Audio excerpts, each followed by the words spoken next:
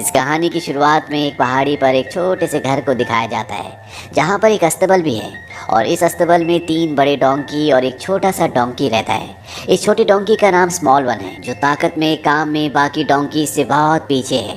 तभी यहाँ पर क्रिस्टोफर आता है। इन डोंकीज का जो मालिक है उसके बेटे का नाम क्रिस्टोफर होता है और क्रिस्टोफर स्मॉल वन को उठाता है। वो कहते तुम्हें उठना पड़ेगा नहीं तो फादर तुम्हें देख लेंगे और ये उन्हें बिल्कुल अच्छा नहीं लगेगा। उसके कहने पर स्मॉल वन उठ जाता है। दरअसल स्मॉल वन और क्रिस्टोफर एक दूसरे से बहुत प्यार करते हैं। ये हमेशा एक दूसरे के साथ खेलते हैं और तभी क्रिस्टोफर के डैड बोलते हैं चलो हमें काम पर जाना है। और अब क्रिस्टोफर के डैड और इनके पास जितने भी डोंकीज होते हैं ये सब को लेकर एक पहाड़ पर लकड़ियाँ लेने के लिए जाते हैं। वहाँ पर सभी डोंकीज के ऊपर लकड़ियाँ रख दी जाती है लेकिन स्मॉल वन सबसे कमज़ोर होता है। वो ज़्यादा लकड़ियों का भार नहीं उठा सकता, इसीलिए क्रिस्टोफर उसके ऊपर छोटी छोटी लकड़ियाँ रखता है। लेकिन शायद स्मॉल वन के लिए ये भी बहुत भारी है और जब वो एक पहाड़ के ऊपर चढ़ रहे होते हैं तभी स्मॉल वन फिसल जाता है और सारी लकड़ियाँ गिर जाती है। क्रिस्टोफर भागता हुआ जाता है, वो लकड़ियाँ उठाता है और अब वो अपने हाथ में कुछ लकड़ियाँ उठाकर ऊपर आता है। वहाँ पर क्रिस्टोफर के डैड क्रिस्टोफर को बोलते हैं तुम्हें नहीं लगता कि स्मॉल वन तुम्हारा काम नहीं कर रहा बल्कि ये तुम्हारा काम बढ़ा रहा है। क्रिस्टोफर बोलता है कि ऐसा कुछ नहीं है, ये मेरी बहुत मदद करता है। और इसके बाद ये वापस घर आ जाते हैं। क्रिस्टोफर के डैड क्रिस्टोफर को कहते हैं तुम्हें नहीं लगता कि स्मॉल वन दूसरे डोंकीज के बराबर खाता है। क्रिस्टोफर कहता है कि हाँ इसकी भूख बहुत अच्छी है। उसके डैड बोलते हैं कि जितना ये काम करता है उस काम से इसके खाने का खर्चा भी नहीं निकलता। क्रिस्टोफर कहता है कि ऐसा कुछ नहीं है, आज ये थोड़ा सा थका हुआ था, कल ये अच्छा काम करेगा। उसके डैड बोलते हैं कि अब ये बूढ़ा हो चुका है, इसकी शक्ति खत्म हो चुकी है और हमें इसे बेचना होगा। इस बात से क्रिस्टोफर को बहुत दुख होता है। वो स्मॉल वन के गले लगकर रोने लगता है। दरअसल वो किसी भी हाल में उसे छोड़ना नहीं चाहता। वो अपने डैड से रिक्वेस्ट करता है पर उसके डैड कहते हैं कि तुम्हें समझना होगा, यहाँ गाँव में पहाड़ों में काम बहुत हार्ड है और स्मॉल वन इतना हार्ड काम नहीं कर सकता। मैं इसे कल शहर में बेच आऊँगा। शहरों में काम आसान होता है, वहाँ पर इसकी ज़िंदगी अच्छी रहेगी। इसके बदले हमें एक सिल्वर कॉइन भी मिल जाएगा। और अब क्रिस्टोफर को हालातों को समझना पड़ता है। वो अपने डैड से कहता है क्या मैं इसे बेचने के लिए जा सकता हूँ। उसके डैड कहते हैं कि हाँ तुम जा सकते हो। ये कहकर क्रिस्टोफर के डैड वहाँ से चले जाते हैं। क्रिस्टोफर स्मॉल वन को कहता है कि तुम्हें घबराने की जरूरत नहीं है, कल के बाद तुम्हें लकड़ियाँ नहीं उठानी पड़ेंगी और मैं वादा करता हूँ कि मैं तुम्हें किसी को भी नहीं बेच दूंगा बल्कि ऐसे इंसान को बेचूंगा जो तुम्हें प्यार करे, तुम्हारा ध्यान रखे। और अब अगले दिन ये दोनों के दोनों शहर में जो मार्केट होती है उसके गेट पर पहुंच जाते हैं। वहाँ गेट पर जो दरबान होता है वो इनसे पूछता है कि तुम दोनों कहाँ जा रहे हो। क्रिस्टोफर कहता है कि मैं अपने डोंकी को जिसका नाम स्मॉल वन है उसे बेचना चाहता हूँ। उसे देखकर वो दरबान बहुत हंसता है। वो कहता है ये एक ही जगह बिक सकता है, यहाँ से तीसरी दुकान में चले जाओ। और अब क्रिस्टोफर और स्मॉल वन उस दुकान के अंदर चले जाते हैं जहाँ पर एक आदमी चाकू पर धार लगा रहा होता है। वो कहता है कि इस डोंकी के बदले मैं तुम्हें 1 सिल्वर कॉइन दे सकता हूँ। क्रिस्टोफर कहता है ठीक है लेकिन तुम्हें वादा करना होगा कि तुम इसका ध्यान रखोगे।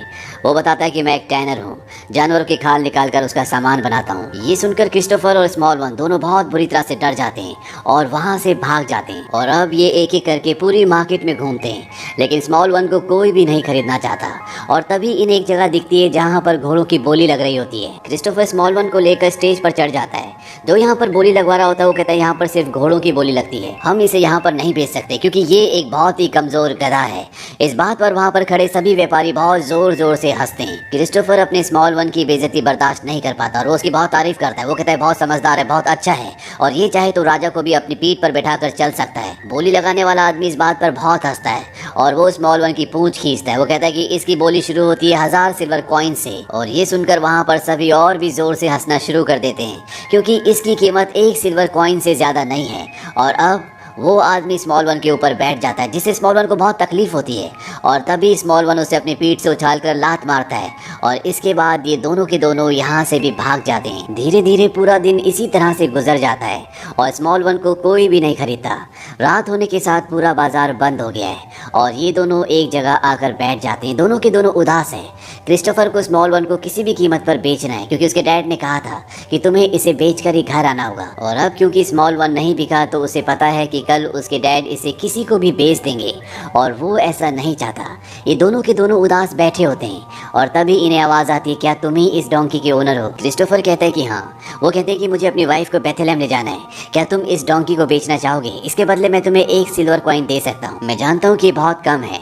क्रिस्टोफर कहता है कि नहीं, ये बहुत है, मैं चाहता हूँ कि इसे एक अच्छा घर मिले। वो कहते हैं तुम चिंता मत करो, इसके पास एक अच्छा घर होगा और साथ ही साथ मैं इसका ध्यान भी रखूंगा। इस बात से क्रिस्टोफर को बहुत खुशी होती है और अब स्मॉल वन भी बहुत खुश है क्योंकि उसे एक अच्छा घर मिल गया है जैसा कि क्रिस्टोफर चाहता था। और अब स्मॉल वन अपने नए मालिक के साथ जाने लगता है।